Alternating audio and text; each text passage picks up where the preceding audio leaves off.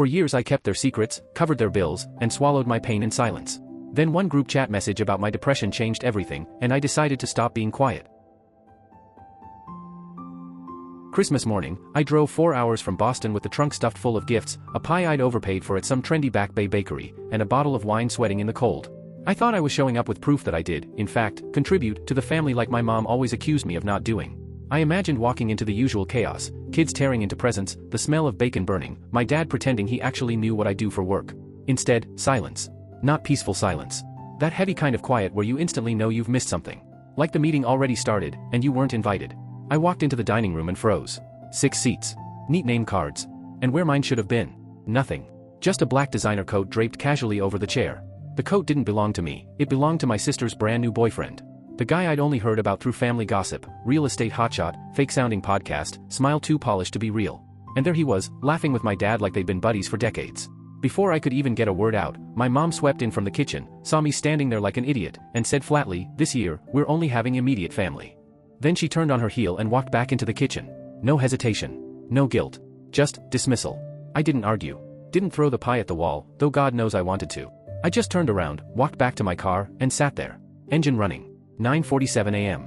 My hand steady, my chest strangely hollow. The pie still warm in the seat beside me. I didn't feel anger, not yet. I felt erased.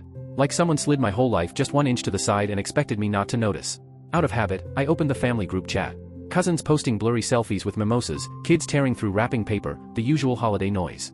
Then my cousin Dave sent a message, "Thank God the downer left. LOL." I stared at that line for a full minute. He knew. They all knew. The insomnia that nearly broke me. The ER visit when I couldn't breathe. The manager who had to physically walk me out of the office. The night I texted them when I was at my lowest. And still, that was the punchline? 3 people laughed at it. One of them was my mom. That's when it broke inside me. I opened my banking app. Click. The auto transfer for my parents' electric bill? Gone. The final payment for the caterer for mom's birthday next month? Cancelled. The Google Drive I paid for, the one they all use to coordinate holidays and trips? Deleted. And the credit line in my name, the one they leaned on when the furnace died last winter, the one I quietly covered? Closed. At 10:11 a.m., my phone started lighting up like fireworks. "Thomas, where are you? Don't ignore us. Thomas, this is childish. Your mother is crying." Not one word of apology. Not one hint of explanation. Just desperation. Because their safety net, the one they never acknowledged, was gone. I shoved my phone into the glove compartment and drove to some greasy diner 20 minutes down the road. Ordered eggs I didn't eat. Just sat there, staring at the condensation on the window, thinking. And here's the part they don't know, I've been holding a secret. Dave. His kids. The towel incident. The way his daughter flinched when he moved too fast.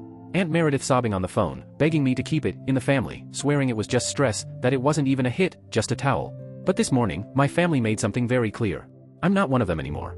Which means, I don't have to keep their secrets. And now, the next move? It's mine. By the time I dragged myself back to that dingy little motel that afternoon, my phone looked like it was on fire. 7 missed calls. My sister had tried twice. My mom once, right after Dave tossed another grenade into the family group chat, "Hope everyone's enjoying the drama. Merry Christmas." Someone even reacted with a heart. A heart. Like it was entertainment. I didn't answer a single one of them. Instead, I ordered Chinese takeout, sat on the stiff motel bed, and let some rerun of a baking competition play in the background. The food sat untouched in those little white cartons, the smell of sesame oil filling the room, but I couldn't taste a bite. All I could think about was that towel. 2 weeks earlier. A random Tuesday night. My phone rang, and it was Aunt Meredith. Her voice was shredded, breaking apart between sobs. She told me Dave had lost it. His youngest had spilled juice on his laptop. He'd been drinking. He grabbed a towel, just a towel, right? But he swung it hard, and it smacked her arm. Red mark blooming instantly. She whispered it wasn't the first time. Not the worst either. The older kid had started locking her door at night. She'd found a dent in the drywall. And when she tried to stop him, he told her to shut up. Keep the family out of it. That call ended with her begging. "Please, Thomas. Don't say anything. We'll handle it. You know how people are. If this gets out, it'll destroy everything." And I said, okay. I thought keeping quiet would help, that silence would protect them. But then Christmas happened. Then the jokes about my depression. Then my own mother laughing along. And I realized, silence only protected him. So that night, in my motel room, I did what I should have done 2 weeks earlier. I pulled up her texts. The ones where she'd spelled out everything. I replayed the audio of her sobbing confession. And I filled out the report. Attached it all. 10 minutes. That's all it took to hit submit to the Office of Child and Family Services. 10 minutes to light a match. By morning, the chaos had escalated. 10 missed calls. A message from Mom, "Did you really do this? You need to stop before you ruin lives. This is serious, Thomas. You don't understand." But I did understand. What I couldn't wrap my head around was how they thought I'd just keep playing along. I was the one covering their bills, patching holes, fixing problems while Dave terrorized his kids, and somehow I was the one being erased like I was the shameful secret. That evening, Mom tried again. Straight to voicemail. My sister finally texted me, "Was that really necessary?" I stared at the screen for a second before typing back 2 words, "You started it." Then I went into my accounts and unsubscribed from the college savings plan I'd been building for my nephew. 7 years old. Sweet kid. But he had a father who laughed about suicide now. Let him handle tuition. The next morning, Meredith called. I picked up this time.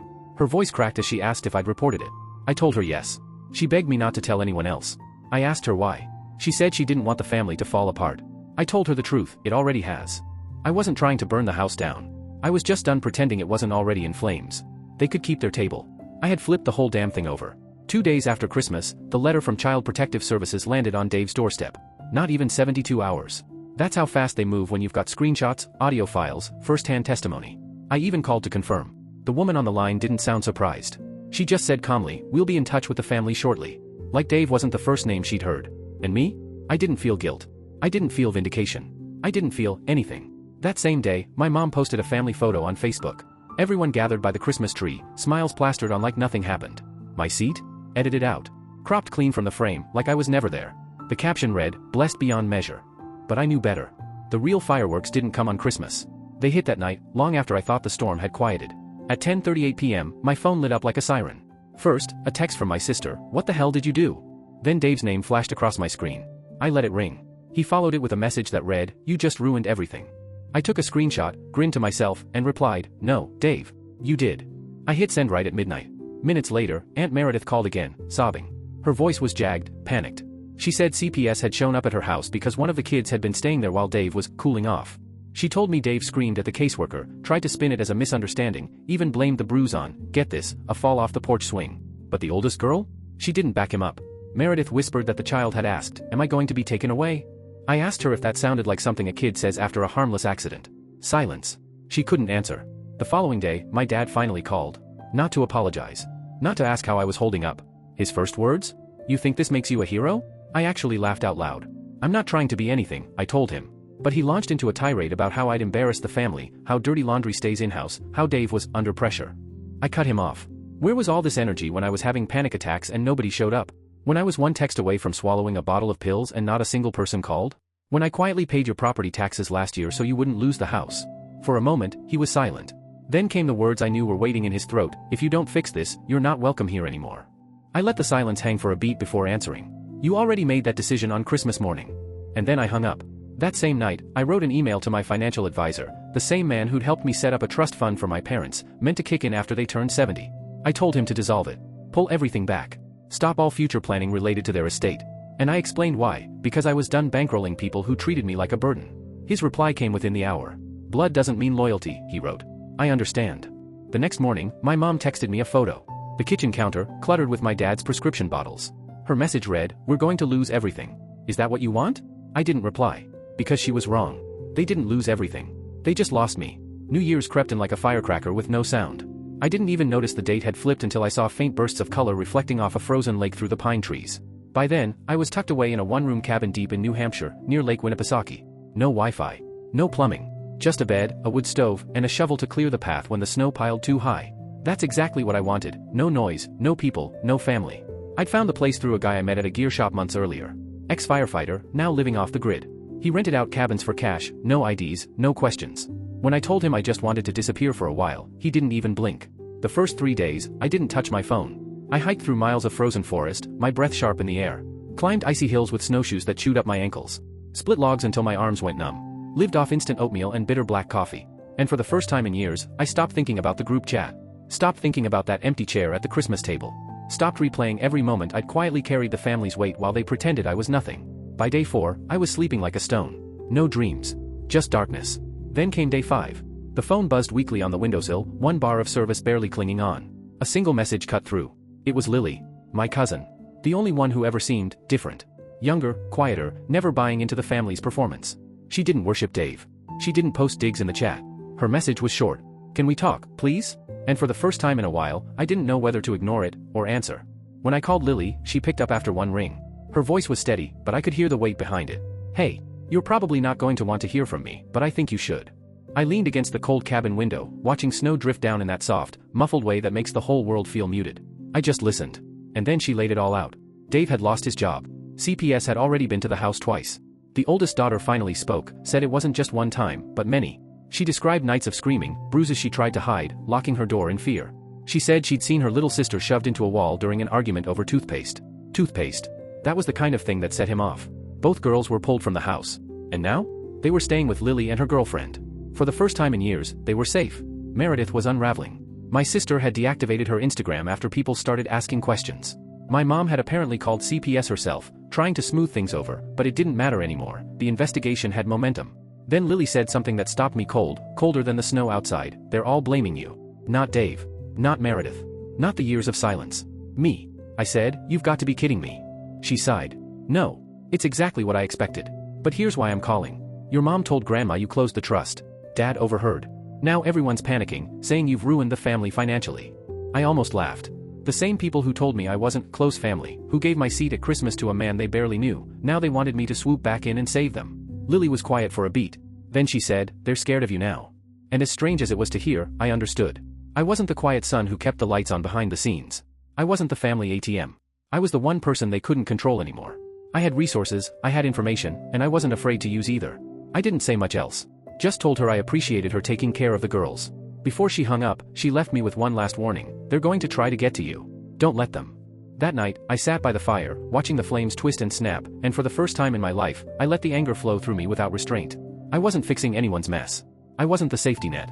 I wasn't their donor or their problem solver. I was done. But freedom isn't quiet. It isn't clean. It comes with noise, with decisions, with action. So I made one. I was going back. Not to reclaim my seat at their table, but to remind them exactly who had yanked it away. I didn't announce my return. No warnings, no messages. Just packed my gear, slipped out before sunrise, and drove 5 hours through snow and silence, the decision heavy in the car with me. I didn't go home. I went to Dave's. His house sat in one of those cookie-cutter developments where all the mailboxes match and the neighbors wave like they actually care. The driveway was empty. No cars. No sound inside. CPS had clearly done their job. I walked the perimeter, phone in hand, snapping photos, the side gate that didn't lock, the swing set cracked in half, trash bags stacked by the garage like nobody gave a damn anymore. Just documentation. From there, I drove straight to the courthouse. Records office. A tired woman behind glass barely looked up when I slid my ID and a case number. Lily had given it to me, across the counter. I requested copies of everything. Investigation summaries.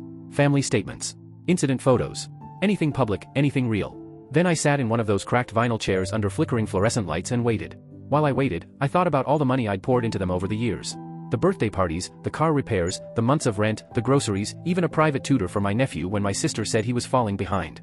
I had bankrolled their lives. Quietly. Without a word. And now, for the first time, I held leverage. By the time I pulled into my parents' driveway, the sun was low and red. The house looked exactly the same. My dad's truck sat heavy in the front. The porch light glowed faintly. I still had a key. They were in the kitchen when I walked in. My mom froze, eyes wide. My dad's jaw clenched like he'd swallowed glass. I didn't sit. I placed a thick manila folder on the table. The top page read, David, last name, ongoing child welfare investigation. My mom opened it, scanned a few lines, and whispered, this isn't fair. You didn't have to do this. He did, I answered. He just didn't think anyone would ever call him out. My dad opened his mouth, but I cut him off. You told me I wasn't family. That I wasn't welcome. So here's how it's going to be, no more payments. No more emergency transfers. No more birthday contributions, holiday fundraisers, bills, or backup plans. The trust? Gone. The medical emergency fund? Closed. Everything I built for you? Over. And then I explained why. Because family isn't just blood. It's who shows up when it counts. And when I was on the floor, at my lowest, none of them did. They laughed. They moved on. And when I stood back up, they weren't ready for who I became. My mom started crying. My dad stayed silent, the color draining from his face. I walked out without looking back. Later that night, Lily sent me a video. The girls in her kitchen, covered in flour, laughing while they baked cookies. They looked safe. They looked free. And for the first time in months, I let myself feel it. Maybe, just maybe, I'd finally done something right. 3 weeks passed. 3 quiet weeks. No calls from my sister. No guilt-laden voicemails from my mom. Not a single ping in the family chat. Dave vanished completely, his podcast gone, his smiling real estate profile deleted, like he'd been erased off the face of the internet. The only trace left was silence. And I kept thinking about that silence, how it must have felt in his empty house with 2 kids gone and the rest of the family too cowardly to even say his name out loud. Meanwhile, I stayed in Boston. I worked, I ate actual meals, I slept through the night. For the first time in years, I felt like I had my life back. Piece by piece, the weight slid off my chest. I thought maybe that was it, Maybe they'd just stay broken and I'd finally get to be done. But families like mine? They don't just fade quietly into the background. It was late one night when the call started. Unknown number. I ignored the first. Then the second. By the third, I rolled my eyes. But the fourth? I picked up. It was my mom. Her voice wasn't angry. Not even sharp. Just tired. She said they wanted to talk. Said they were all getting together, yes, all of them, and she wanted me there. And then she said something that stuck like a thorn. We didn't know how bad things had gotten. We didn't want to know. That's when it hit me. They weren't sorry for what they did. They were sorry they couldn't cover it up anymore. Still, I went. Not for them, for the girls, for Lily, maybe even for me. The meeting was at Aunt Meredith's place. I walked in and every head turned. The whispers were gone. The mocking looks replaced by silence. Dave wasn't there. I'd heard he'd been ordered into parenting classes, supervised visits only. His ex had already filed for custody. Quietly, of course. To save face. I let them speak first. My sister went first, apologizing for the seat, for the message, for letting things go so far. It didn't sound rehearsed. It sounded worn out, like guilt had been chewing through her for weeks. Even Meredith spoke. She admitted she'd known for years what Dave was like. She cried, called herself a coward. I let her finish. Then they asked the question, what did I want? What would it take to fix this? I told them I wasn't interested in fixing anything. That I'd made peace with walking away. I said forgiveness was possible, forgetting wasn't, and funding never would be again. Someone asked if that meant I'd never be at the table again. I said I'd show up if I was invited. But no gifts. No checks. No safety net. And if they ever tried to bury another problem, I'd be the one digging it back up into the light. They nodded. They didn't argue. The girls stayed with Lily. Dave never came near them again. And slowly, awkwardly, things settled. Not healed. Settled. I started showing up again, here and there. A birthday here, a holiday there. I'd sit at the end of the table. No gifts, no envelope slipped into someone's hand, just me. They didn't ask for help anymore, but they said thank you when I passed the salt. And honestly, I thought maybe that was it. Until the letter came. A real letter. No return address. My name and my Boston apartment written neatly in handwriting I didn't recognize. Postmarked 2 towns from where my parents lived. Inside was one piece of paper. No greeting, no signature. Just this. Check your dad's accounts. He's not as broke as he says. Ask about the renovation fund. Start with the wire from March 18, 2023. I read it 5 times. My dad had never changed the passwords after I cut ties, so I logged in. And there it was. A $14,000 wire. From one of my old credit lines. One that should have been closed months earlier. Sent directly into an account under his name labeled Home Renovation. March 18th. 3 months after I'd helped pay off their furnace. 2 months before he told me he couldn't afford groceries. And the kicker? He hadn't spent a dime on the house. Not one. The account just sat there, almost untouched. Balance, $13,512. So, while I'd been skipping meals to float their bills, paying off overdue accounts, he'd been quietly stashing thousands away. Insurance, I guess, for the day his burden of a son finally stopped being their ATM. I didn't blow up. Not right away. I made copies of the account history, highlighted the transfer, and printed it. Then I waited for the next family dinner. I didn't bring a pie. Didn't bring wine. Just one gift, a framed copy of that wire transfer. I handed it to him in front of everyone and said, thought you might want this for your records. The room froze. My dad sat there holding it like it was radioactive. My mom's face collapsed.